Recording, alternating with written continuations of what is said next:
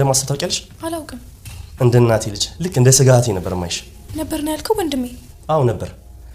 እውነተኛ እህቴ ብትሆኝማ ይህ ሁላ ነገር ከጀርባዬ ሲደረግ ዝም አትይም ነበር። እንዴት ዝም እላለሁ? ዝም ብትይማ ነው ይህ ሁላ ነገር የተፈጠረው። ወንድሜ ያየኸው እውነት አይደለም። አይኔ ዋሽቶኛል? አይ ግን ሔዋንና ባንቴሮ ስለዚህ ነገር ቆይ የእነሱን ወራዳ ነገር ለመሸፋፈን እየሞከርሽ ነው? ምንም አይነት አሳፋሪ ነገር አልሰሩም እያልኩ ነው። አጉል ለእነሱ መቆርቆርሽን ተይና ይህ ነገር የተፈጠረ ምሽት አንቺ የት ነበርሽ? ማለት የት ነበርሽ ንገሪኝ እንጂ። ምን ነው የምነግረው? ከሆነ ልቤን ከሸፈተው ጎረምሳ ጋር አሻሸ ገዳሜ ስል ነበር። ሮዛ የምትለው ነገር እውነት ነው? እኮኛ ላይ ጦርነት ነው ያወጀችው። ውዱ ባሌማ ቤቱ ጣራ ስር ማንን ሰብስበው ያኖረ እንደሆነ ማወቅ አለበት። ቆይ የእነሱን ወራዳ ነገር ለመሸፋፈን እየሞከርሽ ነው? እኔ እኮ አይደለሁም ስማግጤ ነበር። ለመውደቅ ለመፈተንም ቀላል ስለሆናችሁ። ወንድሜ ያየኸው እውነት አይደለም።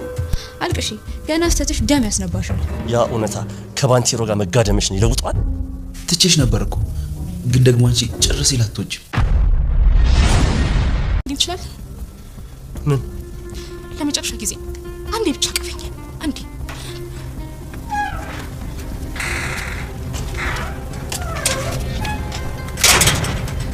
ሻምስ ልትተቃቀፉ ትችላላችሁ።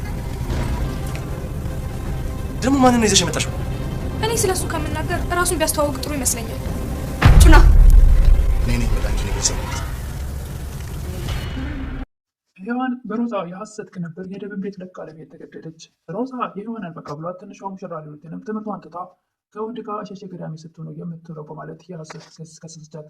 ደብ የሮዛ ስልክ ላይ ያየው የሔዋንና የባንቴሮ መለጣጠፍ ራሷ ባቀናበረችው ነገር ራሷ ከሳቸው ያልጠበቀው ነገር ስለሆነ አልተገቡ ቃላቶች ከሱ የማይጠበቁ ቃላቶች ሲናገራት በስሟ ስለተሰበረ ሳትወድ በግዷ ቤቱን ለቃ ለመሄድ ተገደደች። ሰላም ጤና ይስጥልኝ ውድና የተከበራችሁ በመላው ዓለም ያላችሁ ኢትዮጵያና የተወደዳችሁ እግዚአብሔር ይመስገን ደህና ነኝ። ባሏ ሙሽራ ይዞባት የመጣ ሚስት ወይም ደግሞ ትንሿ ሙሽራ ክፍል 42ን አብረን እናያለን። የባለፈው ክፍል ሮዛ ሔዋንን እኔም የሚገባኝን አገኛለሁ፣ አንቺ ደግሞ ከጭንቀትሽ ትገላገያለሽ፣ ይሄ የሚገባሽ ሳይሆን ይሄ ደግሞ ዋጋ ነው እሺ ትላለች ሔዋን።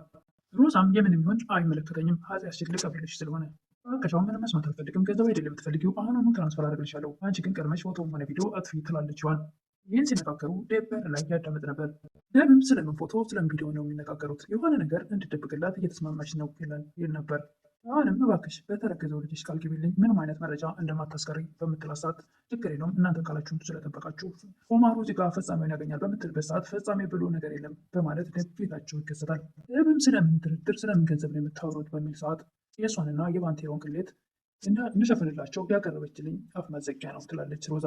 ራሷ ባቀናበረችው ምንም በማያውቁት ከሳቸው በሐሰት ክስ ወዲያውኑ ሔዋን ሮዛ ብላ ትጮኻለች። ይኸውልሽ እኔ ግን ለርዝራሽ ሳንቲም ስል የባሌን እውነት አልክድም፣ እሺ እባክሽ በእናትሽ ትላለች ሔዋን። ኧረ እባክሽ ውዱ ባለቤቴ በቤቱ ጣራ ስር ማንን ሰብስቦ እንደያዘ ማወቅ አለበት ትላለች ሮዛ። ስለምን ነው የምታወሩት አልገባኝም ይላል። ከምነግርህ ባሳይ እመጣለሁ ብላ ወዲያውኑ ራሷ ያቀናበረችውን ፎቶዎች፣ ቪዲዮዎች ታሳያለች። በዚህን ሰዓት ሔዋን አንገቷን ትደፋለች፣ እጅግ በጣም ትሸማቀቃለች። ደብ በጣም ይበሳጫል። አዝናለሁ ደብ፣ ግን እውነታው ይሄ ነው ትላለች ሮዛ። ደብም ወዲያውኑ በጣም ተቆጥቶ አሁን ከስልክሽም ሆነ ከፍላሽ ከሁሉ ነገር ላይ ቶሎ በፍጥነት አጥፊው ይላታል። ትቼ ከጭንቅላትሽም አጥፊው። ስለዚህ ቪዲዮና ፎቶ ሌላ ቦታ ከሌላ ሰው በሰማ በፍጹም አልለቅሽም። እኔ እኮ አይደለሁም ስማግጥ የነበረው በምትለው ሰዓት ደብ በጥፊ ያጠቃታል። ከሚያናገርሽም በጥፊ የማይገባሽ ከሆነ ካሁን በኋላ እገልሻለሁ በማለት ደብ እጅግ በጣም ተበሳጭቶ ስለነበረ እኔን መታኸኝ ትላለች ሮዛ። አይደለም መምታት፣ እዚህ የምትቆይ ከሆነ ከዚህም በላይ ላደርግ እችላለሁ። ሔዋንም ቀና ብላ ደብን ለማየት አልደፈረችም። ቀና ብለሽ እንኳን ልተኛ አልቻልሽም አይደለም፣ ክብርሽን ማንነትሽን በገንዘብ የምትለውጩ ነገር አይደለም። እባክህን ደብ አንዴ ስማኝ ትላለች ሔዋን። ምንድን ነው የምሰማሽ በሚላት ሰዓት እውነታውን ትላለች። ያ እውነታ ከባንቴሮ ጋር መጋደምሽን ሊለውጠው ይችላል፣ አይለውጠውም፣ ግን እባክህ አንዴ ስማኝ ትላለች ሔዋን። ታውቂያለሽ ያኔ ባህር ማዶ ስትሄጂ ሳይሆን አሁን ነው ያጣሁሽ ብሎ ተናዶ ከፊቷ ይሄዳል አጠገቧ። ሔዋንም እጅግ በጣም ልቧ ይሰበራል። ሮዛ ባቀናበረችው በማታውቀው ነገር ተከሳ ራሷን ያረከሰች መስሏት እጅግ በጣም ቅስሟ ተሰብሯል። ባንቴሮም ከትንሿ ሙሽራ ከሉሊት ጋር ያወራ ነበረ። ሉሊትም መረጃውን ታጠፋላችኋለች፣ ገንዘቡን ከሰጣችኋት ገንዘብ አይደለም የምትፈልገው ትለው ነበር። ባንቴሮም እኔ ከልጅነት ጀምሮ መጠጥ ስጠጣ ነው ያደግኩት፣ የዛን ቀን ማታ ግን 2 ቢራ መጨረስ አቅቶኝ ነበረ እና አልሰከርክም ትላለች ሉሊት። መስከር ሳይሆን የዛን ቀን የጠጣነው ሁለታችንም የጠጣነው መጠጥ ላይ የሆነ ነገር ተጨምሮበታል ይላል። ሉሊትም ማስታወስ ትጀምራለች። ይህ ነገር የተፈጠረ ቀን የሆነ ልጅ መድኃኒት ወደዛ ቤት ይዞ መጥቶ ነበር በማለት ሮዛ ሉሊት ስትከታተላት ነበርና ምንድን ነው ያየሽው ትላለች። ትደነግጣለችም። ይሄ እኮ ሰውነቴን አሳክቶኝ ምን ልቀባው ነው ትላታለች። ሉሊት ለባንቴሮ እንደዛ በላይ ነበር፣ ነገር ግን ሰውነቷንም ምንም የሆነ ነገር የለም፣ ሰውም አልተቀባችውም ትላለች። አይሽ አይደለ መድኃኒት መሆኑን ብታውቂ ኖሮ እኛንም ከጭንቀት ተገላግኝ ነበር ይላል ባንቴሮን። ነገሩ እኔም እንደዛ ተደናግራ ሳያት መጠርጠር ነበረብኝ ትላለች ሉሊት። ባንቴሮም አንዴ ሆኗል። ካሁን በኋላ እንደዚህ ብናደርግ ኖሮ የምንለው ነገር አይጠቅመንምና ይበቃን ይላል። ሮዛም ከህይወት ላይ የምትቀበለው ገንዘብ ስላልተሳካላት ብቻውን ታወራ ነበረ። ደብ ትንሽ ቆይቶ ቢሆን ኖሮ ያን ሁሉ ገንዘብ ለኔ የሆነ ነበር። ምን አይነት እድል ቢስ ነኝ እያለች ስለ ብሩ ታስባለች። አሁን ግን የማዝበት ገንዘብ ምንም የሌለኝ ልክ እንደ ህፃን ቁቷን እንደተወለደች ህፃን ነኝ። ምንም የማዝበት ቤት የሌለኝ መናጢ ድሃ ነኝ እያለች ራሷን። ይህ ሁሉ የሆነው ደግሞ በዳዊት ምክንያት ነው። እሱ ባይደርስ ኖሮ ገንዘብን ተቀብዬ ነበር እያለች ህይወት ላይ የምትቀበለው ገንዘብ ስለቀረ እሱን ብቻ እያሰበች ነበር። ህይዋንም በበኩሏ ምን አይነት እድል ነው ያለኝ? ትናንት ልቋቋመው በማልችለው ምክንያት ሬብን አጣሁት፣ ዛሬ ደግሞ በቸልተኝነቴ ትላለች። ሮዛ ህዋንን ዳዊት እኮ ከራሱ በላይ ይወድሽ ነበር፣ ነገር ግን በዚህ በወራዳ ተግባርሽ ልቡን ሰበርሽው ትላለች። ህዋንም የነቃች ይመስላል። በእኔ ወራዳነት ሳይሆን ልቡ የተሰበረው በአንቺ ተንኮልና ሴራ ነው ትላታለች። ውጤቱን ባይኑ አይቶ ይመስለኛል ትላለች ሮዛ። ህዋንም እንባዋን ጠረቅ ታደርጋለች። ገና ስህተትሽ ደም ያስለቅስሻል ትላለች።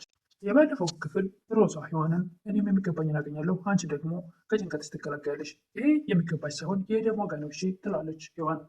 ሮዛም የምን የሚሆን አይመለከተኝም፣ ኃጢአትሽን ልቀበልሽ ስለሆነ በቃሻው ምንም መስማት አልፈልግም፣ ገንዘብ አይደለም የምትፈልጊው፣ አሁኑኑ ትራንስፈር አደርግልሻለሁ፣ አንቺ ግን ቀድመሽ ፎቶም ሆነ ቪዲዮ አጥፊ ትላለች ህዋን። ይህን ሲነጋገሩ ደብ በር ላይ ያዳመጥ ነበር። ደብም ስለምን ፎቶ ስለምን ቪዲዮ ነው የሚነጋገሩት? የሆነ ነገር እንድደብቅላት እየተስማማች ነው ይል ነበር። ህዋንም እባክሽ በተረገዘው ልጅሽ ቃል ግቢልኝ፣ ምንም አይነት መረጃ እንደማታስቀሪ በምትላት ሰዓት ችግር የለውም እናንተም ቃላችሁን ስለጠበቃችሁ ቁማሩ እዚህ ጋር ፈጻሚውን ያገኛል በምትልበት ሰዓት ፈጻሚ ብሎ ነገር የለም በማለት ደብ ፊታቸው ይከሰታል።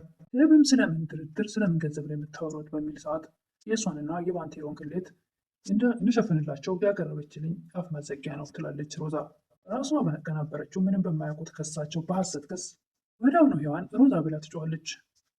ይኸውልሽ እኔ ግን ለርዝራሽ ሳንቲም ስል የባሌን እውነት አልክድም እሺ እባክሽ በእናትሽ ትላለች ህዋን። ኧረ እባክሽ ውድ ባለቤቴ በቤቱ ጣራ ስር ማንን ሰብስቦ እንደያዘ ማወቅ አለበት ትላለች ሮዛ። ስለምን ነው የምታወሩት አልገባኝም ይላል ደብ። ከምነግርህ ባሳይ እመርጣለሁ ብላ ወዲያውኑ ራሷ ያቀናበረችውን ፎቶዎች፣ ቪዲዮዎች ታሳያለች። በዚህን ሰዓት ህዋን አንገቷን ትደፋለች፣ እጅግ በጣም ትሸማቀቃለች። ደብ በጣም ይበሳጫል። አዝናለሁ ደብ፣ ግን እውነታው ይሄ ነው ትላለች ሮዛ። ደብም ወዲያውኑ በጣም ተቆጥቶ አሁን ከስልክሽም ሆነ ከፍላሽ ከሁሉ ነገር ላይ ቶሎ በፍጥነት አጥፊው ይላታል። ልጅ ከጭንቅላትሽም አጥፊው፣ ስለዚህ ቪዲዮና ፎቶ ሌላ ቦታ ከሌላ ሰው ብሰማ በፍጹም አልለቅሽም፣ እኔ እኮ አይደለሁም ስማክት የነበረው በምትለው ሰዓት ደብ በጥፊ ያጣጋታል። ከሚያናገርሽም በጥፊ የማይገባሽ ከሆነ ካሁን በኋላ እገልሻለሁ በማለት ደብ እጅግ በጣም ተበሳጭቶ ስለነበረ እኔን መታኝ ትላለች ሮዛ። አይደለም መምታት፣ እዚህ የምትቆይ ከሆነ ከዚህም በላይ ላደርግ እችላለሁ። ህዋንም ቀና ብላ ደብን ለማየት አልደፈረችም። ቀና ብለሽ እንኳን ልትይኝ አልቻልሽም አይደለ? ክብርሽን ማንነትሽን በገንዘብ የምትለውጪው ነገር አይደለም። እባክህ ደብ አንዴ ስማኝ ትላለች ህዋን። ምን እንደምሰማሽ በሚላት ሰዓት እውነታውን ትላለች። ያ እውነታ ከባንቴሮ ጋር መጋደም ሊለውጥ ይችላል፣ አይለውጠውም፣ ግን እባክህ አንዴ ስማኝ ትላለች ህዋን።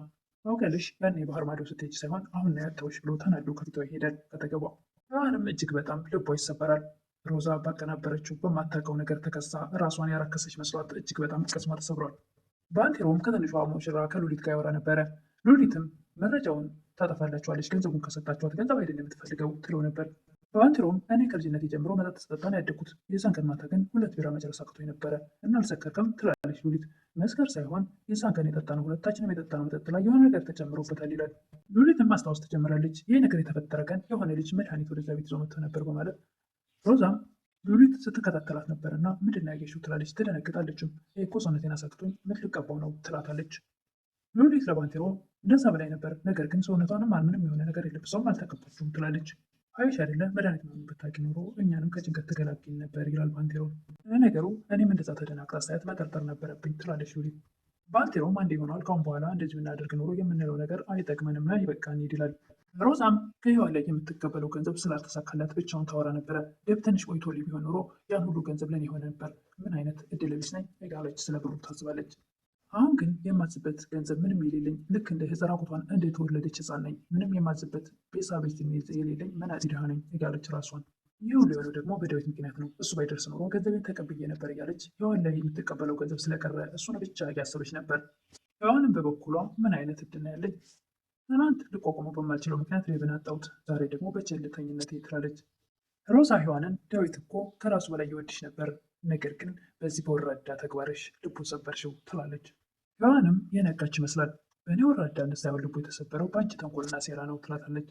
ውጤቱን ባይኑ አይቶ ይመስለኛል ትላለች ሮዛ። ህዋንም እንባዋን ጠረቅ ታደርጋለች። ገና ስህተትሽ ደም ያስለቅስሻል ትላለች ሮዛ።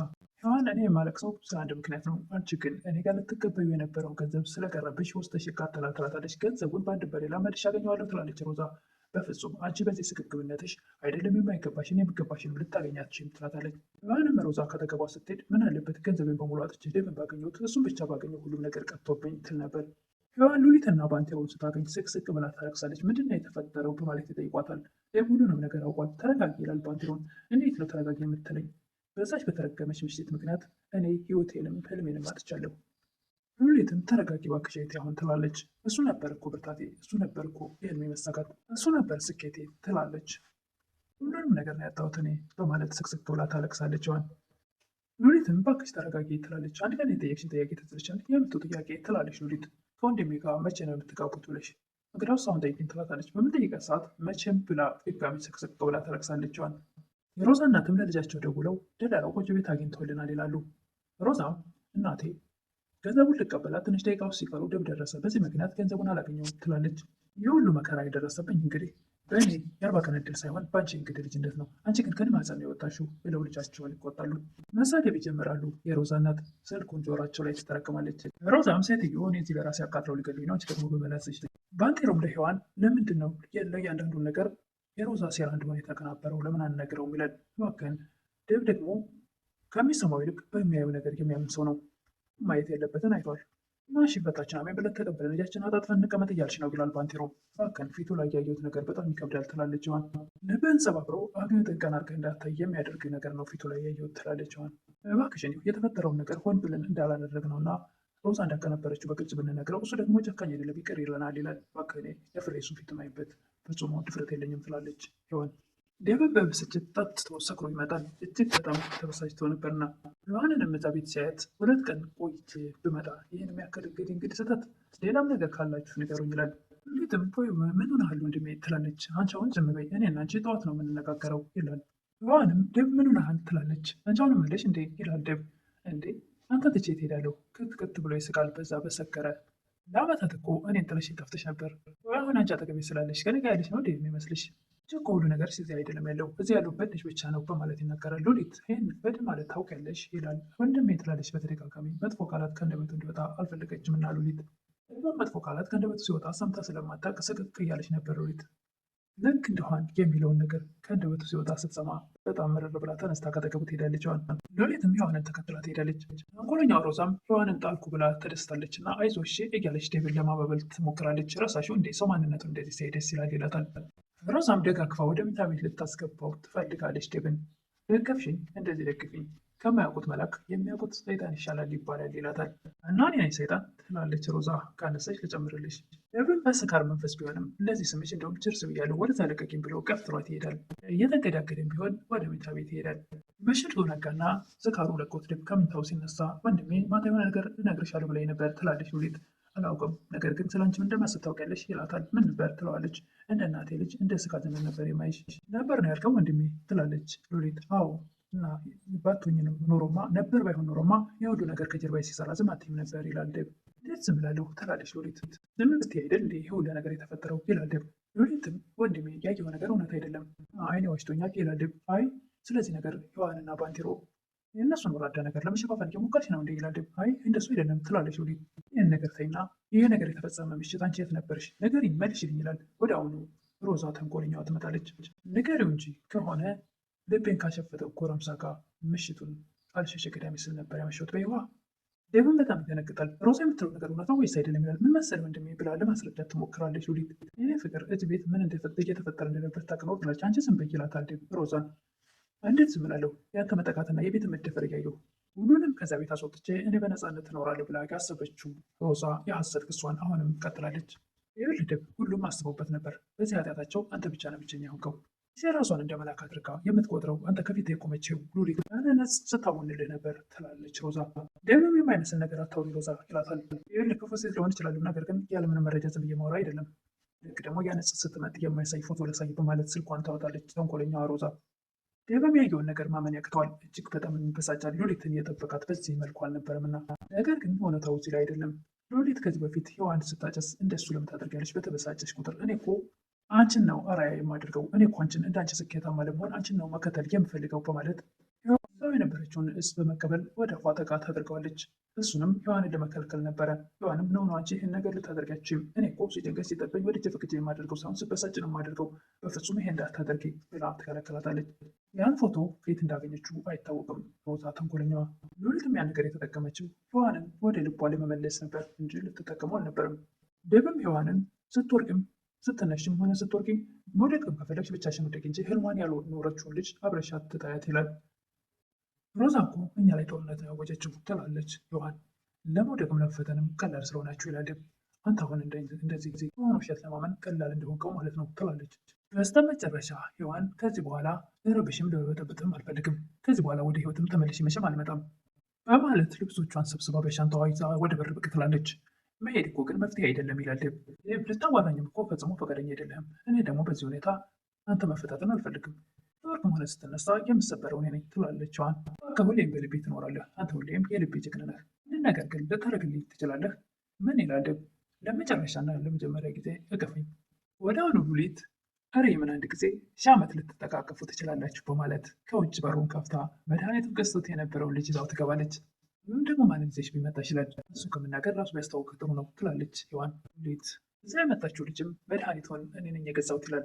ባንቴሮና ሔዋን የተሳሳቱበትን መድኃኒት ሮዛ እነሱን አጠመድኩ ብላ ልቧን በሙሉ ደስታ እያስፈነጠዘችው የነበረው በእሷ ተንኮልና ሴራ እነሱ ምንም በማያውቁት ረክሰዋል በማለት ስታሳዝናቸውና ልባቸውን ሰብራ፣ በተለይ ሔዋን ቅስሟ ተሰብረው ዴቭን ቀና ብላ ለማየት መድፈር እንኳን እጅግ በጣም ከብዷት የነበረ ሲሆን አሁን ላይ ግን እውነት ተደብቆ አይቀርም እና በስተመጨረሻም ሉሊት ያን ነገር አይታ ስለነበረ ልጁን ይዛ መታ እሷ ባቀናበረችው ነገር እንደወደቁ አሁን እንግዲህ ዴቭ ይረዳቸው ይሆናል ብዬ አስባለሁ። በቀጣይ የምናየው ይሆናል። እሱን ዴቭ በሚያየው ነገር ከሚሰማው ይልቅ የሚያየው ነገር ያምናል ስለምትል ሔዋን አሁን እንግዲህ ልጁ በሚነግረውና በአይኑ መቶ በአይኑ በብረቱ አይቶታልና ልጁን እንግዲህ በዚህ ነገር ሔዋንና ባንቴሮውን ነፃነታቸውን ያወጁ ይመስላል። ሮዛ ተንኮልና ሴራዋ እዛው ተሸክማ ባዶ ሜዳ ጎዳና የምትወቅ ይመስላል። እናቷም ቤት ኪራይ የሚከፍሉት አጥተዋል።